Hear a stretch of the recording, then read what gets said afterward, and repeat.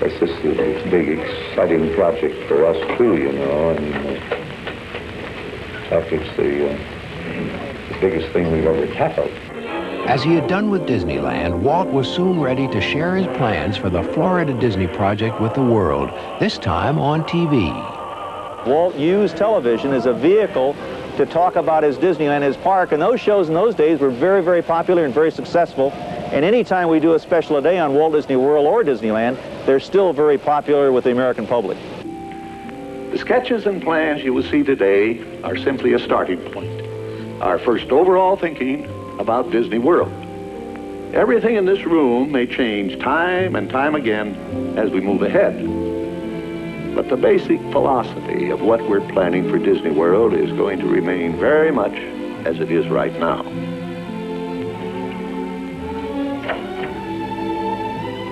We know what our goals are. We know what we hope to accomplish. And believe me, it's the most exciting and challenging assignment we've ever tackled at Walt Disney Production. Hello and welcome to My Disney Brain podcast. Today is May the 7th. This is episode number 6. My name is Kelly Bennett, and it's my pleasure to welcome you aboard. Here at My Disney Brain podcast, we take a brown-eyed perspective on all things Disney, and I have a fantastic show planned for you today. I'm really excited about it. I kind of want to just rush past everything and get into the content. I think you're going to find this very valuable. Today, I'm going to talk to you about my top 3 attractions at Epcot. If you've been keeping up with us, you are aware that not long ago I talked to you about my top attractions in the Magic Kingdom. And what I think I'm going to do is kind of roll through all Walt Disney World theme parks there in Orlando. So we've got Hollywood Studios and Animal Kingdom coming up, so stay tuned to that. But today, I'm going to give you my top 3 attractions in Epcot, why I love them, strategically how to make sure that you get on these attractions when you visit the park. Now, before we get going, and I get too far ahead of myself, I do always like for you as a listener to know we are on Instagram and Facebook. You can just simply type in My Disney Brain, MYDISNEY, Brain, BRAIN.com, and you will find our social media pages. As well, you can go directly to our website where we house a number of helpful blog articles as well as daily news feeds on all things Disney. You can go to mydisneybrain, BRAIN.com. Now, we love to stay in contact with our listeners, and we provide 2 different methods for you to contact us. Number 1, you can email me directly at Kelly, Kelly, at mydisneybrain.com. Any questions, comments, or suggestions about the podcast, certainly you're able to put them there, and I'll respond to you directly. You can go to Facebook as well if you have any questions or comments about the show, and put your information there. We'll address it on our next show. I'll respond to you directly.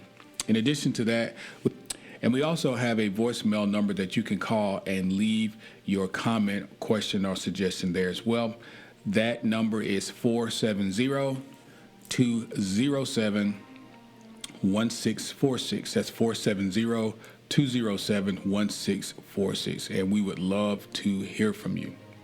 Again, I'm very happy that you joined us today. It's an exciting show that is planned, and I think is going to be full of tips for you to help make your next trip to Walt Disney World theme park, in particular Epcot, productive. If you do like the show, you do enjoy the content, and you find this entertaining, please go to our Facebook page and like us and follow us on Instagram and leave a comment so that we do know our listeners' feedback. This, again, is for our listener. We want to provide some good content for you so that the next time you go to Disney World will be a very productive visit. Now, one of the things that I love to do, as you know, is take you to the parks. We love Sounds of the Park. Last week, we rode the attraction in Hollywood Studios, which is one of my favorites, no longer there, the Great Movie Ride. Now, it is a long ride, and I told you last week we wouldn't be able to play all the audio then, so we're going to divide it up and play the rest of it now. So we're going to start in the middle of the ride, right around the Sigourney Weaver scene, if you will, the alien scene, and see if we can't take it all the way out to the end. So again, thanks for joining. I look forward to providing you with some good content, so hang in there. We're going to go through the great movie ride, remaining ride, and then I'll join you on the next side. A terrifying creature waits to claim its next. Look, volcano victim. Warning, remain in your vehicle. The area you are entering is extremely dangerous. Proceed with caution.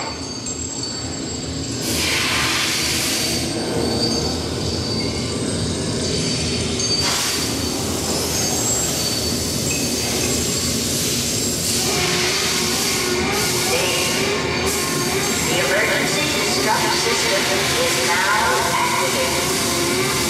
Ship will detonate in T-minus 10. The option to look out expires T-minus 5.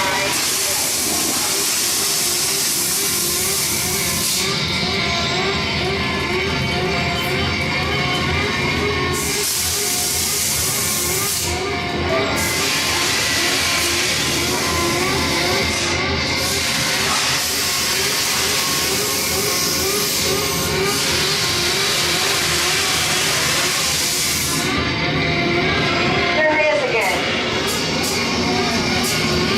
Okay. It knows perfect well it's in for one thing. Right? Ron. Here in Raiders of the Lost Ark, amid 1,000 deadly snakes, Indiana Jones unearths a great treasure. Will Harrison Ford escape with his discovery? And what will be your fate? Beware. Snakes. Why they have to be snakes? The dust of 40,000 years lies undisturbed in this ancient burial chamber. On the chest, the great stone god, a priceless jewel. Get a love of that short price. It's time for me to get back to boy. And don't nobody move until I get on the good. I don't think they're gonna have huge bodies around here. If you know what I mean. But the jewel is guarded by a curse, and those who dare defy that curse must pay with their lives.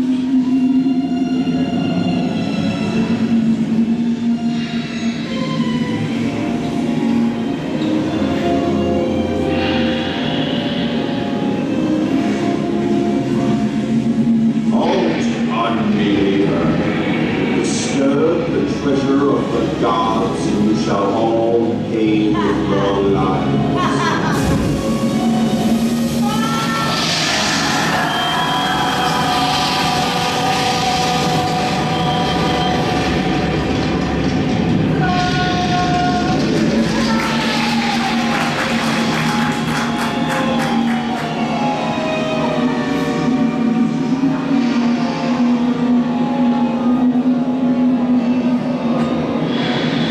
Told you I was just going for popcorn. Well, that just goes to show you anything can happen in the movies. Well, let's get on with the show. I see 10 people. The horror movie is my all-time favorite genre. Some of the best horror films were produced back in the 1930s and 40s, but monsters, mutants, and maniacs are still audience favorites and continue to haunt us today. Hollywood has produced dozens of mummy movies over the years, beginning with the silent version back in 1912. We are now entering the jungle home of one of the most beloved characters of all time. No, it's not George the Jungle, actually it's Tarzan, portrayed here by Johnny Weissmuller. Over there we have Maureen O'Sullivan as Jane and the lovely and talented Cheetah as herself.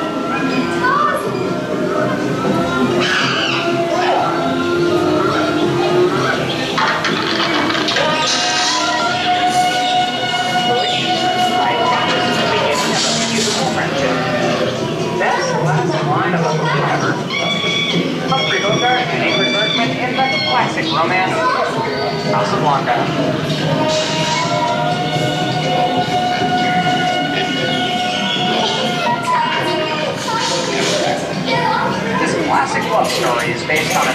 display entitled Everybody Comes to Rest. I'm going, you can't follow. I got to do, you can't be any problem. Look, I'm not good at being known. It doesn't take much to see that the problems of 3 little people don't amount to a hill of beans in this crazy world. Someday you'll understand me.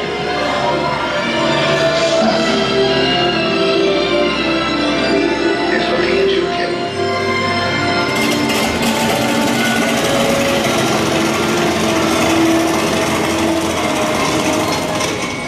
Here's one of my favorite movie stars, Mickey Mouse, in one of his greatest roles, the Sorcerer's Apprentice in Fantasia. The sorcerer in this sequence is named Yen Sid, which is Disney, spelled backwards.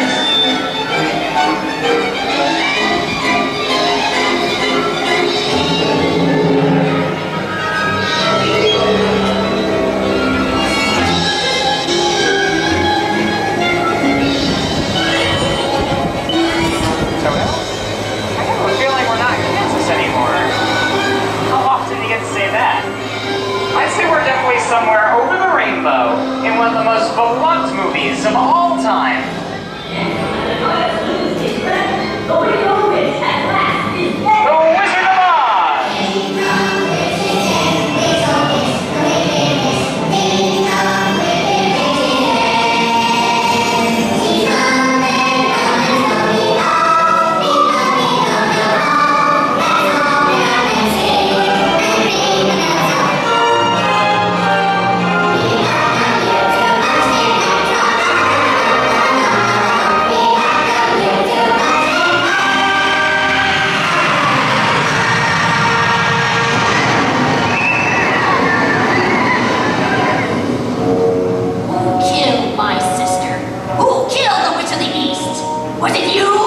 No, it was an accident. I didn't mean to kill anybody. Well, my little pretty, I can cause accidents too. Oh, rubbish. You have no power here. Be gone before somebody drops a house on you, too. Very well. I'll bide my time. But just try to stay out of my way. Just try. I'll get you, my pretty. And your little dog, too.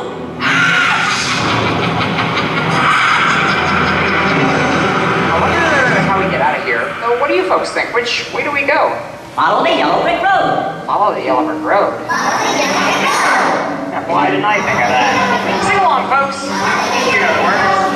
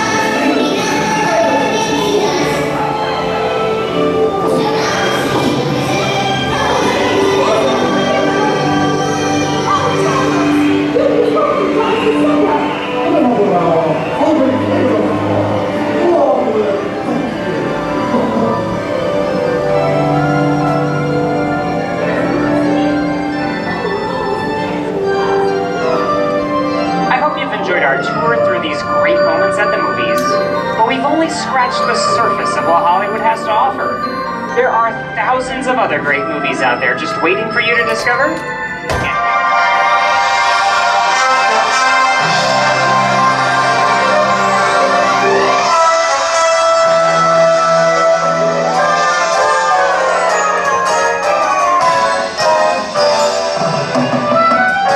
behalf of Disney's Hollywood Studios, I'd like to thank you for joining us on the Great Movie Ride. Now, before we wrap this production, we still have one more scene to do. It's called The Exit. The action begins with you remaining seated until we come to a complete stop. Then, gather your belongings and take small children by the hands. When these doors open, rise dramatically to your feet and make a grand exit directly to the rear of your vehicle. Oh, and one more thing. When I yell action, don't forget the thunderous applause for yours truly. Okay, please, everybody. And action! Thank you. Have a wonderful evening here at Disney's Hollywood Studios. Well, I certainly hope you enjoyed those sounds of the park. One of the things that I love to do, I told you, when I listen to podcasts or watch folks, on YouTube, is I love it when folks are broadcasting directly from the parks and their actual sounds of the parks. For those of us who don't live directly or, very close to the parks, it helps to get a little bit of Disney as much as you can. And sounds of the parks are always exciting. So we're going to jump into the news. I only have 2 news stories for you today. One is not really news, but I felt like within the last few podcasts, we talked about this on a high level, and I just wanted to give you an update because I don't want you to be misled as it relates to this particular piece of information. And what I'm talking about is Walt Disney World announced last year, I think it was, that they were going to be closing Spaceship Earth. And I've sort of alluded to that, and I've talked to that briefly in and out of different podcasts. But I said, let me go back and just make sure the listeners understand when this is actually going to happen. For example, I don't want you to listen to a podcast and then go down there and expect for it to be closed right now, because it's not. But I also don't want you to wait until, this time next year and go expecting you're going to get on it, because you're not. So take a listen to this article, and I think it will help summarize where the Disney folks are with Spaceship Earth. Now, the Walt Disney World Resort will close its Spaceship Earth attraction. Now, this is a rumor. It's to be closed in 2020 for a 2-year refurbishment. Now, it's a little bit more than a rumor because they actually made the announcement. But the rumor part is like, when is it actually going to happen?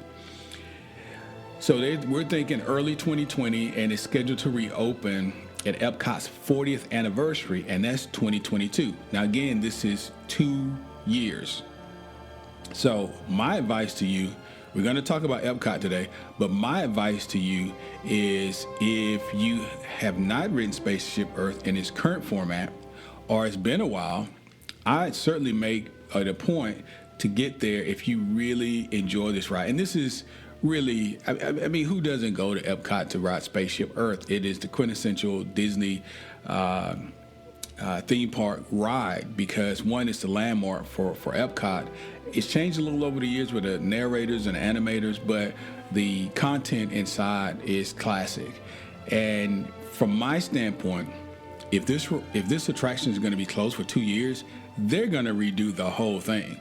It probably is not going to look, smell, or taste anything like it does now. So get down there, take a look at it. If you haven't written it before, if you haven't written it in a while, then I would say, hey, go make it a special trip to get down there to see it before the end of the year, because early 2020, it's going to be shutting down for 2 years. I just want to make sure that was clear. I didn't feel like I gave you guys due diligence on that in the past. Now, the makeover is going to be very thorough, i.e. the 2-year shutdown. The ride will have to undergo a 2-year closure to overhaul its ride track and extend the ride length. So Disney is doing some specific things within the attraction. Disney is also reported to be eyeing construction on new loading and unloading areas, and the construction of new structures and a redone post-show building. So what you can expect is this entire attraction to look and feel different. Now, the innards of Spaceship Earth will see every scene refreshed through the Industrial Revolution segment, with grand changes to alter the remainder of the ride, culminating in the ending dome scene that will be reimagined using the latest projection mapping technologies when giving guests a look at Earth from space. So, again, early 2020, all the way to 2022. If you want to see it, haven't seen it, want to revisit it, do it before the end of the year.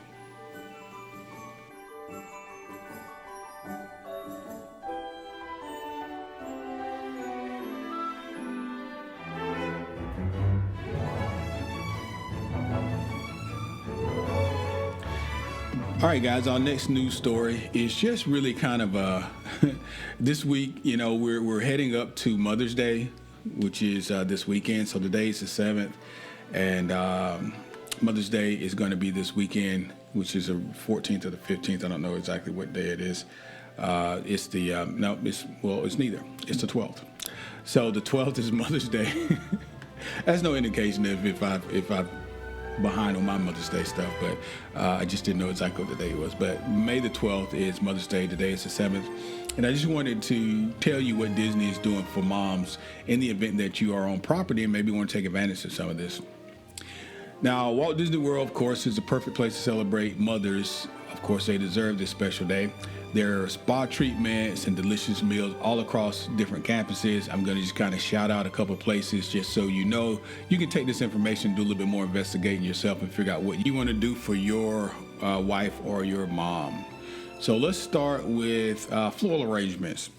For the most part, floral arrangements will be available for delivery to rooms. The article says moms will know how much they're loved with beautiful floral arrangements from Disney Floral and Gifts. Guests can choose traditional roses, an arrangement that's inspired by a Disney character, or work with a Disney designer to create their own custom bouquet. Disney Floral and Gifts also have special gift packages just for Mother's Day. The Mother's Day family treats include an assortment of snacks moms will love as well. Now, if you want to take advantage of this and you're staying on property there, or if you're visiting and you just want to have, make it available for you, go to DisneyFloralAndGifts.com. DisneyFloralAndGifts.com. Now, in addition to that, Mother's Day dining options will also be available at select restaurants across Walt Disney World, including Paddlefish at Disney Springs, Terralina Crafted Italian, also at Disney Springs, Trails Inn Restaurant at Disney's Fort Wilderness Resort, Olivia's Cafe at Disney's Old Key West Resort, The Wave of American Flavors at Disney's Contemporary Resort, Whispering Canyon Cafe, again Disney Wilderness Lodge, and Rose and Crown at Epcot dining room. Now, specialty desserts will also be available at select hotels and dining locations within the theme parks. They are offering a delicious brunch for mothers on Mother's Day. There are numerous options. You can, for example, adventurous eaters may want to look at Boma at Animal Kingdom Lodge. It offers African choices such as Cape Malay, I think I'm saying this right, Cape Malay, M-A-L-A-Y, lamb stew, or couscous alongside American favorites. So basically, there's an array of things going on across Disney campus that are meant to salute mothers on this special day, Mother's Day, May the 12th. So take a look. Whether you're in the parks or not, at Disney Springs or at your resort, call the front desk, or you can just simply go to DisneyWorld.com/dining. DisneyWorld.com/dining if you want to find out additional information, or if you want to determine orders and things of that nature. So hope you guys have a happy Mother's Day. Here's a shout out to all the moms for all they do. Happy Mother's Day from MyDisneyBrain.com.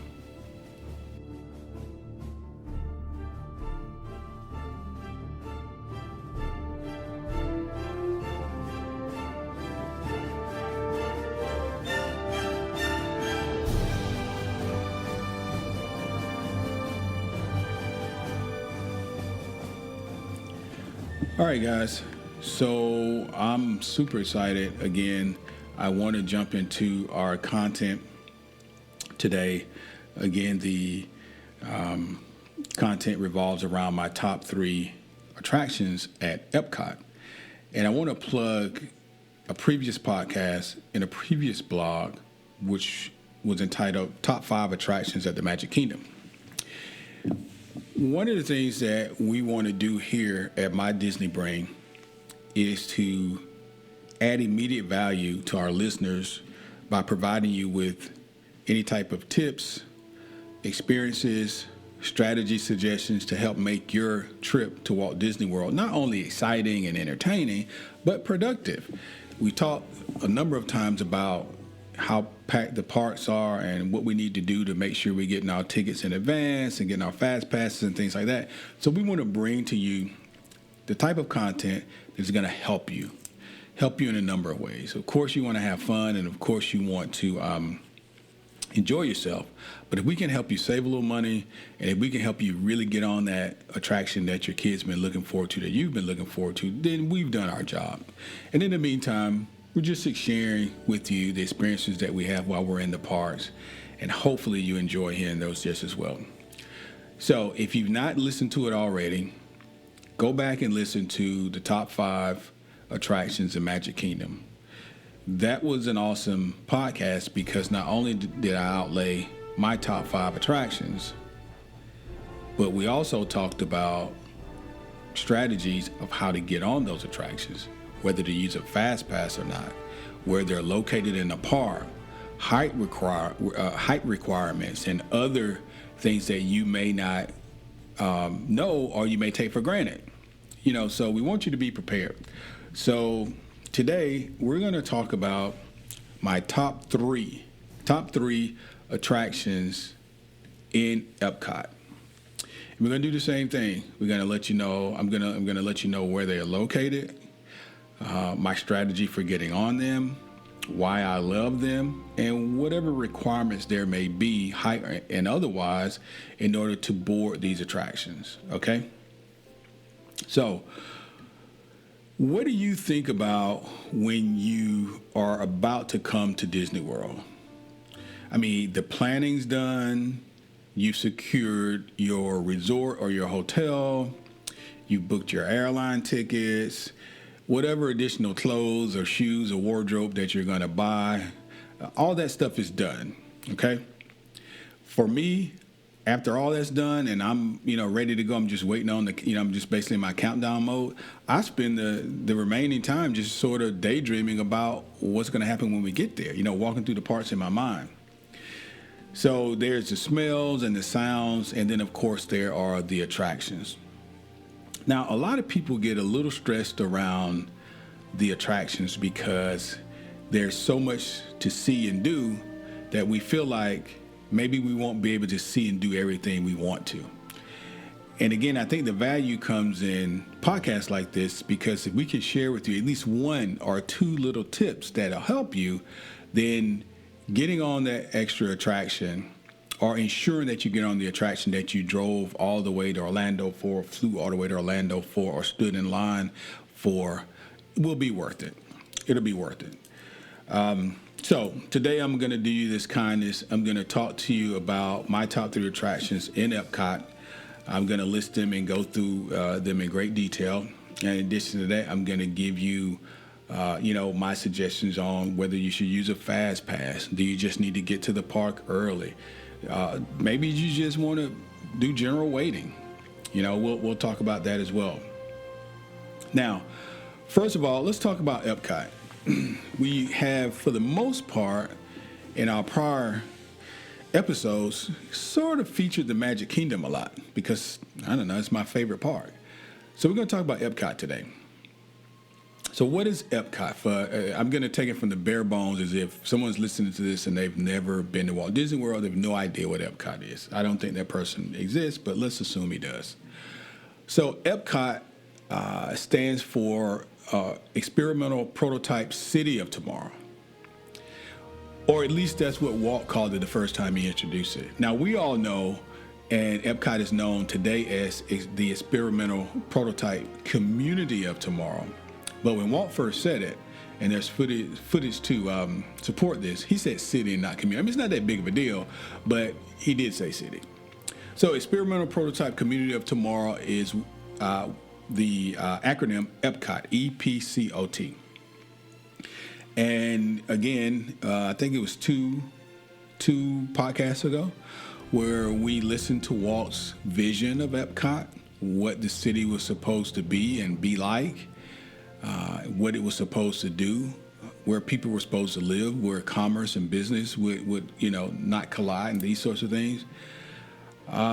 Maybe listen back to that and hear from Walt himself on his vision for Epcot. It really isn't the Epcot of today. I love Epcot. It's an awesome theme park, certainly an awesome addition to the 4 theme parks there in Walt Disney World in Orlando. But Walt's vision was much different. It was more of a community, and it was more of a living environment. And today it's just basically a theme park. But awesome, but still a theme park. Now, the initial creation of Epcot, if you listen to Marty Sklar, who is a longtime Disney executive and a creative mind with Disney and actually worked with Walt, he's since passed away, I think a year or two ago. He described the Epcot coming together as basically, they had ideas for two different theme parks, and they sort of pushed the tables together, and there became Epcot. So when you go to Epcot, Epcot has two different parts to it, whether you know this or not. It's two different parts. When you first walk in and you see Spaceship Earth, everybody calls the big golf ball. Well, you're in Future World. If you go a little further, once you get around where the countries are, past the Epcot fountain, then you're entering into what's called World Showcase. Okay? And they actually operate on two different schedules. So when you first get to the park, if you get there early, extra magic hours or not, Future World opens at 9. I think the extra magic hours start at 8 in the mornings, and then it closes at 7. While World Showcase will open at 11. So the countries and the areas around the countries where the food and the water and all that other stuff is, it doesn't open till 11. But it will stay open until the park closes. Okay? So that's just some general background to Epcot so that we all know we're on the same footing. I don't want anybody to feel left out. I know many of you are avid Disney goers, and so you know all this, but I just want to make sure in the event that somebody joined us today that's never been, for whatever reason, that they know what Epcot is. Okay? All right, so here's what we're going to do. I'm going to take you down my list, top 3 attractions in Epcot, and I'm going to give you as much information as I can about these attractions and the best advice I can give you in terms of how to get on it. Okay? Now, see if you can guess what my top attractions are. I guarantee you probably will not. I guarantee you probably will not. Because people, if you're an avid Epcot goer, especially now, if you go into Epcot, there are a number of big ticket rides that are there.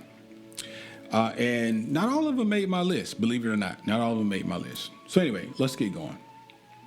So my number 1 favorite attraction in Epcot is Living with the Land. I told you wouldn't guess it. It's not Frozen. It's not Soarin'. It's Living with the Land. I have been going to Epcot for years. And as far as I can recall, Living with the Land has always been a part of Epcot in some shape, form, or fashion. Living with the Land is located in Future World. Again, I was telling you how Epcot is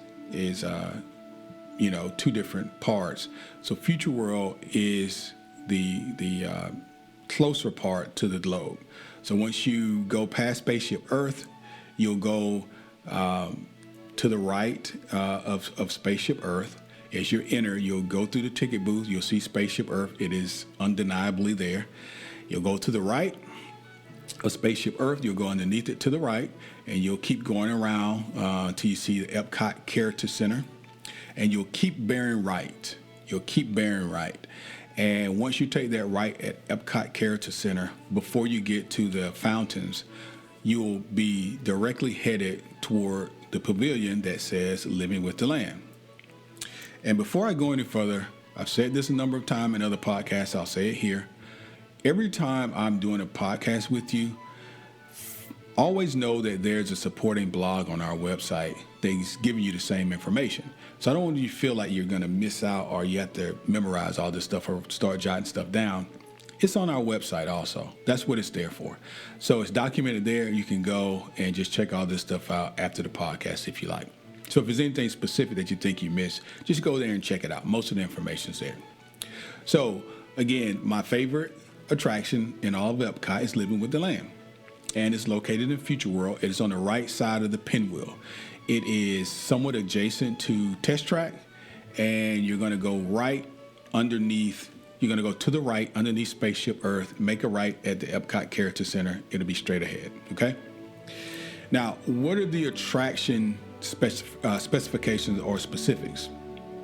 Number one, I've already told you, is located in Future World. Number two, in terms of height, there's no height requirements. Any age can ride this particular attraction, and it is a slow ride. It's open daily from 9 a.m. to 7 p.m. Now, that's the part you need to keep in mind. Again, World Showcase is open until the park closes, but Future World, particularly the land, it closes at 7.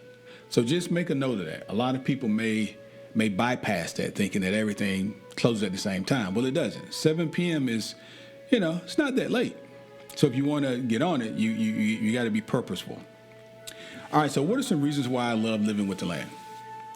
The first thing is that it feels like Epcot.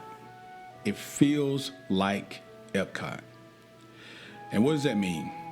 Well, if you go back and listen to what Walt talked about when he was discussing what he thought Epcot would be, this attraction, really encompasses that.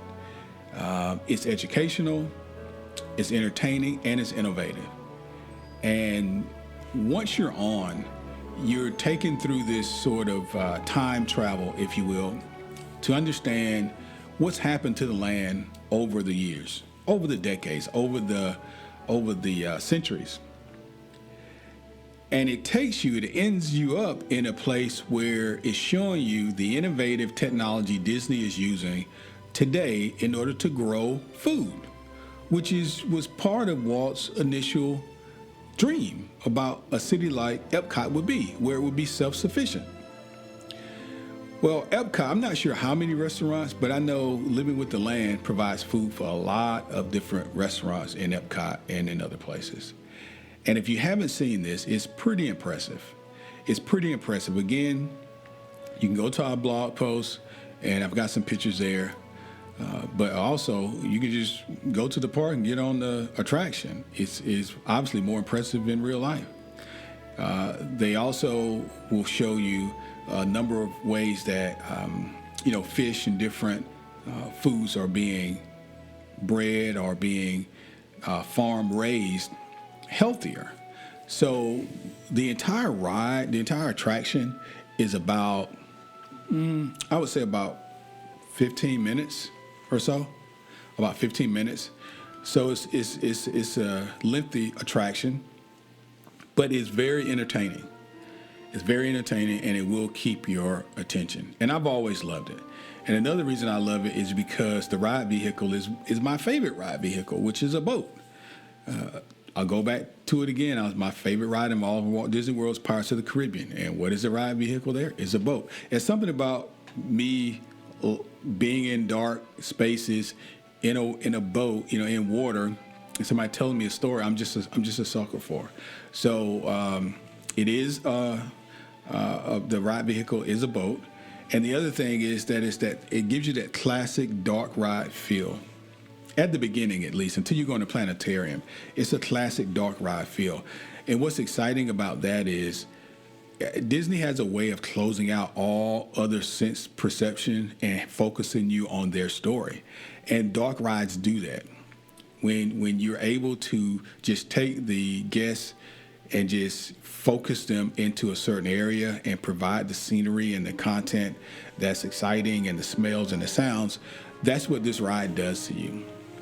So my very first, or my favorite attraction there at Epcot is Living with the Land.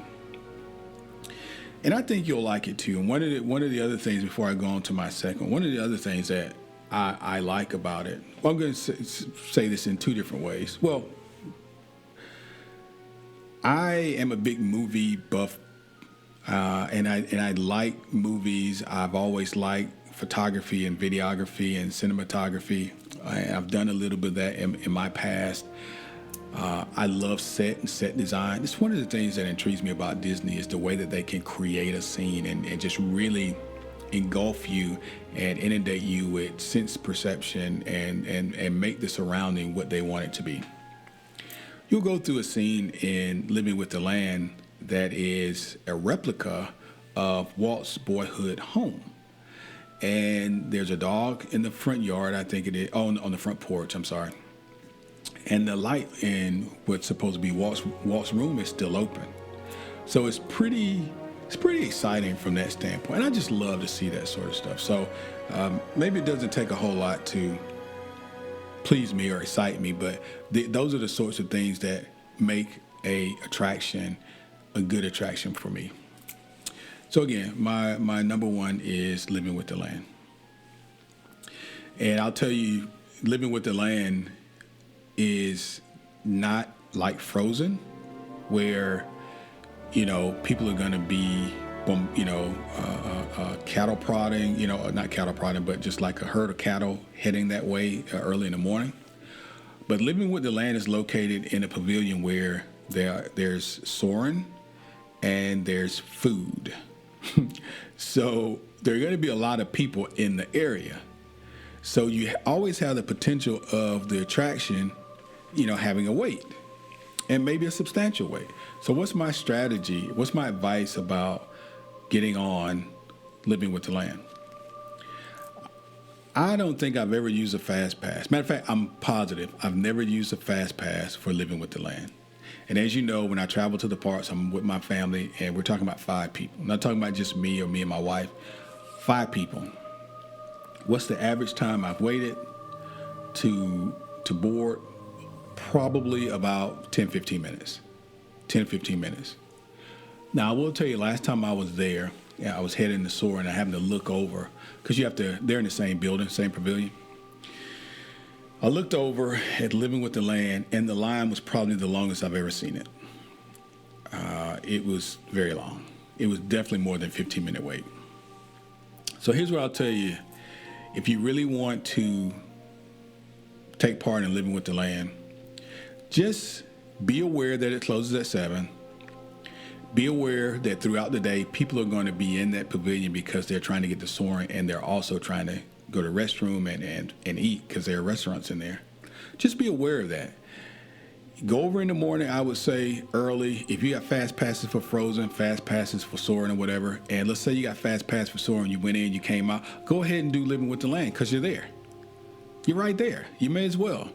Because when you leave, the only other closest ride or attraction to you there is Test Track. After you leave that side of the pinwheel, especially if you head over the World Showcase, it's going to be a hike getting back over there to get on Living with the Land. So I would say I would do it early. I would do it on or before lunch. And especially if I have a fast pass for Soarin', I would do it after I left Soarin'. Unless, of course, you're up against it with another fast pass.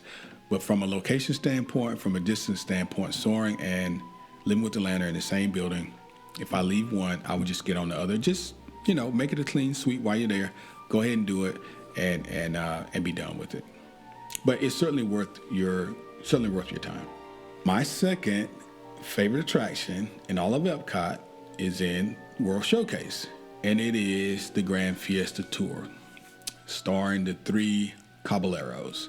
This is in the Mexican Pavilion. Of all the countries in Epcot, Mexico is my favorite, hands down. The decorum, the scenery, the way that this country was done. When you walk in, you're transported. You're no longer in middle Florida. You feel like you're in some Mexican village on a Friday night. It is really good scenery and decorum, and I really do enjoy the way that this pavilion is laid out. When you first walk in, you see a replica of a Mayan temple, which the Mexican pavilion basically is that on the outside, but when you go on the inside, you'll see a smaller replica, and it's surrounded by water. In addition to that, there's a restaurant there that is next to the water where you can sit and eat and just enjoy the view. So, Grand Fiesta, the Mexican Pavilion is located in World Showcase, which is where the countries are. The requirements for the ride, there's no height requirement because it's a slow, low impact ride. Any age, any height can ride, and it's open daily. Again, this is in World Showcase, so it doesn't open till 11, but it closes at 9. So you have a few extra hours versus what we just talked about with Living with the Land, which closed at 7. So 11 to 9. Now, how do you get to the Mexican Pavilion? So our landmark coming in after ticketing and security is Spaceship Earth, because that's the first thing you're going to see. When you go under Spaceship Earth, it doesn't matter if you go under it right or left. Just keep going straight. Just keep going straight. You will get into the pinwheel, which if you went left, you would, go to Mission Space, or if you went right, you would go to Living Other Land. Directly in front of you is what I call Epcot Fountain. There's a big water fountain there. Can't miss it. Keep going straight.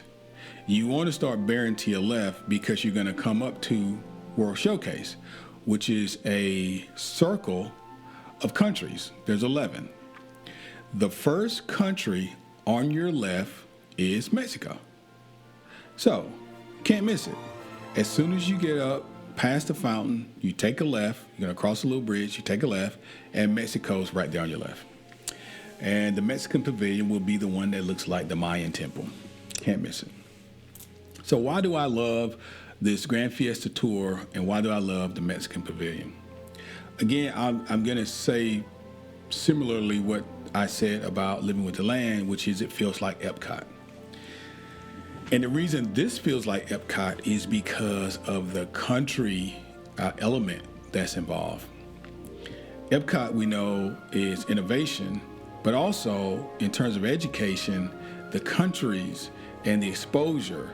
I love the idea of adding the countries to make up Epcot, because many people will not be able to travel to a lot of these places, but Disney brought them to us. And they brought them to us in a very authentic way. The Mexican Pavilion, and all the countries for that matter, are manned by native or natives of that land. And when you go to these countries and you ask questions, for example, in Japan or in Canada or China, they're familiar with the culture because it's their culture. So that piece is important because it validates and it makes it authentic. I also like the Mexican Pavilion because I find this entertaining and innovative. Again, the ride vehicle for Grand Fiesta Tour is a boat ride. It's a boat. And again, it's something about just trolling along in that boat. It's soothing, and you're just kind of seeing the sights on either side. It is very relaxing. And of course, it's a dark ride situation. So as you're touring around the Grand Fiesta, taking the Grand Fiesta Tour, you pass the Mayan temple. The scenery is just so excellent. This is what does it for me. When you first walk into the Mexican Pavilion and you pass the architecture and the items that are up front that they're trying to, show you about Mexico, and you step into the actual pavilion, it's nighttime. The scene is a nighttime Mexican village. And their wares being sold, their gifts and ceramics and different things that you would find in a Mexican village. And in front of you directly is a excellent replica of a Mayan temple. Lights and smells, everything is on point. And you really feel like you've been transported into this Mexican era, if you will, and you really feel like you're there. Now, The Grand Fiesta Tour is pretty cool. It's not the most exciting attraction you're going to get on. Don't get me wrong. I think you ride something like Soarin' and you come off with your mouth open because of the technology and the innovation. You're not going to have that when you leave the Grand Fiesta Tour. The reason why I love this is because of all of what I mentioned before. I just love the dark rides. I love the scenery. I love to be engulfed into the content and just immersed into the scenery. And that's what this particular pavilion does for me. It takes you away. You're there. You're in Mexico. You're no longer in Lake Buena Vista, Florida. You are in a Mexican village at night, and you're shopping for wares or food or whatever it is that you came to see. So what is my strategy for riding or for making sure that I get on to the Grand Fiesta Tour? Well, number one, just like Living with the Land, you're not going to have the competition you would have getting onto Mission Space or Test Track or Soaring or, God forbid, Frozen. It's not that popular. However, you're also not just going to walk onto it. I would not use a fast pass. I would save it for those other four I just mentioned. I have taken part in this attraction a number of times with my family without a fast pass. I feel very confident that you will be able to get onto the Grand Fiesta Tour within 15 to 25 minutes easily. Now, there are a few restaurants in the Mexican Pavilion. I'm only talking to you about the attraction itself. I will tell you one, I've never actually eaten there, and I've been hesitant to do that, and I'll tell you why. I do quite a bit of research and just listening to other podcasts as well, and I've heard a number of people say that it's not the best food. They say it's not the best food. It's relatively expensive, and it's not very good. Outside of the Mexican Pavilion, right down the steps across the path, is a kind of a quick service place. Now, I have eaten there, and it's pretty good. It's pretty good. So if you do want some Mexican food while you're there, I suggest eating at the pavilion on the outside. Okay? All right, guys, so let's summarize. Where are we? So my top attraction was Living with the Land, and my second attraction was the Grand Fiesta Tour, located in the Mexico Pavilion in World Showcase. Now we're coming up to the last attraction that I really, really love. And this one, maybe you will guess. Maybe you'll guess this one. So this attraction is Soaring around the world, to be specific. And it comes in at my number 3. So the first time that I was on Soaring was in Disneyland some years ago, maybe 10 years ago, about 10 years ago. And we made it around to every attraction in Disneyland. I think it was on the California Adventure side. And we done everything we wanted to do, and it was kind of late, and we were trying to get out of the park. But we said, we want to do this before we left. And my daughter at the time was only 1, and so we couldn't all get on at the same time. So I stayed outside, me and my son and my daughter, and my wife and my older daughter went, and then we traded once they got off, and we went in. And I gotta tell you,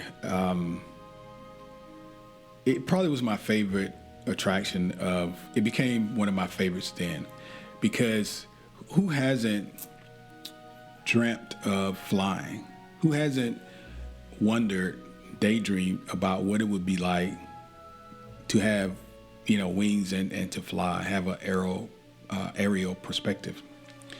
For the first time, I've never, jumped out of an airplane or paraglided or anything like that.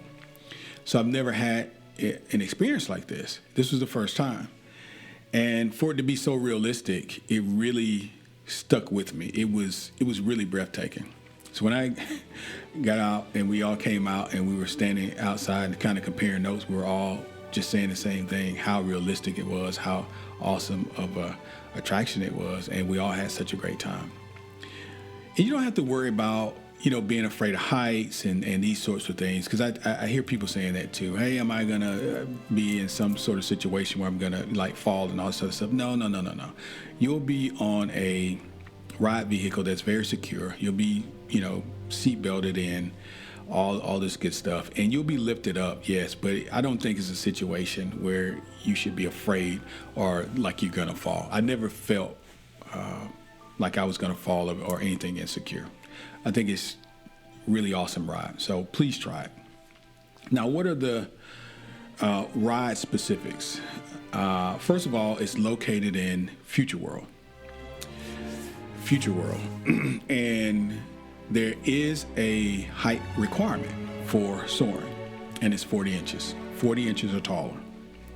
So this attraction is for kids, tweens, teens, adults. It is considered a slow ride, but it does have some drops because, you're kind of moving with the picture. It's not like a roller coaster type drop, but there is some movement. And again, this is open daily. Now, this particular attraction is a little different than some of the others. It's located in Future World, which we know opens at 9, but closes at 7, like the land. But this one doesn't close at 7. This is one of the more popular attractions, and it stays open until 9. So 9 to 9. You got 12 hours to make it happen. So why do I love soaring? Well, number one, like I told you before, it felt like, a dream come true type situation where I never thought that I would be flying or feel really like I'm flying. And maybe some people listen to this saying, well, you know what, you're in an airplane, that kind of feels like you're flying, or you're in an elevator or something really high, that kind of feels like a certain perspective. It's not really like that. It really feels like you're flying. I can't explain the technology or how they do it, but it really feels like you're flying, and it's a completely different feel. So the innovation and the realness of the ride is what keeps me coming back, because I don't know if there's anything else that I've ridden that feels that way. So I certainly would recommend that you do the best you can to get on to the soaring attraction. Now, here's where strategy is really going to come into play, because this is a very popular attraction. This attraction is going to have a wait. And certainly this is a definite fast pass situation. I don't care if it's 2 of you or if it's 12 of you. I would certainly make it a point to secure a fast pass in order to feel comfortable that I'm going to be able to get on soaring around the world. Now, you can try to come early, and I've done this before. You can come early to Epcot. Again, Future World opens at 9. The extra magic hour folks will be there at 8, so there'll be some people already there. You get there at 9, you check right in, you go straight to soaring. Yeah, you got a good chance of, sort of a 30-minute wait time situation, and it's not going to kill you. But if you don't do that, then you're gonna need a fast pass, because the times are gonna start going up pretty quickly. So my advice would be to get a fast pass. All right, guys, so that's my top 3, but of course I cannot finish the list without doing at least an honorable mention for the, for Spaceship Earth. It is the Epcot ride. It is the Epcot attraction. It is what we all know as Epcot, what my son and daughter would call the big golf ball, Spaceship Earth. I have loved Spaceship Earth since, ever since. The first time we went to Epcot, of course, we were able to ride Spaceship Earth. I love the ride vehicle. I love the fact that it's continuous. I love how you enter and exit the attraction. I love the technology that is at the exit of the ride. the attraction. I just love everything that we see within the globe itself. The way it walks us through time, the way it educates us, the way it entertains us, and then all the while using a lot of the innovation and technology that we're actually learning about. I started off the podcast by telling you, or trying to explain to you, the fact that Spaceship Earth is going to be changing, and it's going to be changing soon. 2020 is what we're told. So this being 2019, and we're,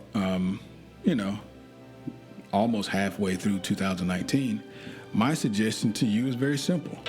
If you've never been on Spaceship Earth in its current format, or even if you have been and you just want to do it one more time before it goes away for 2 years, I suggest you head down there before the end of the year and ride it.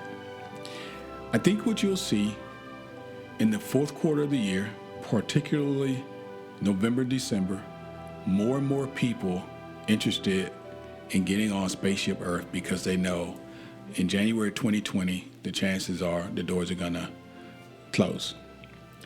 And we won't be open again until 2022.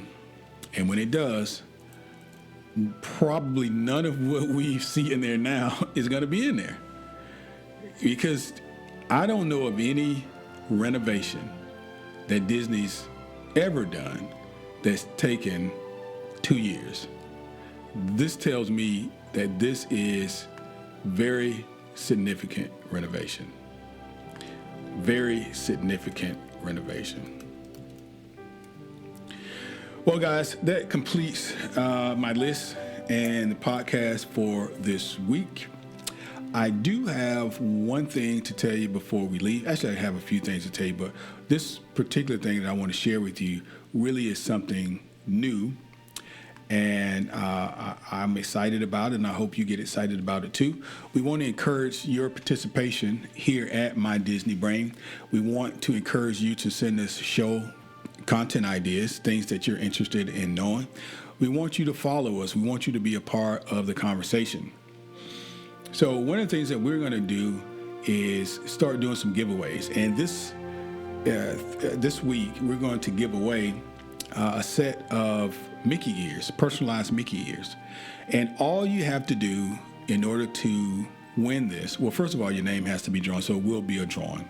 But I'm going to give you a trivia question in a few minutes. You have to answer that correctly.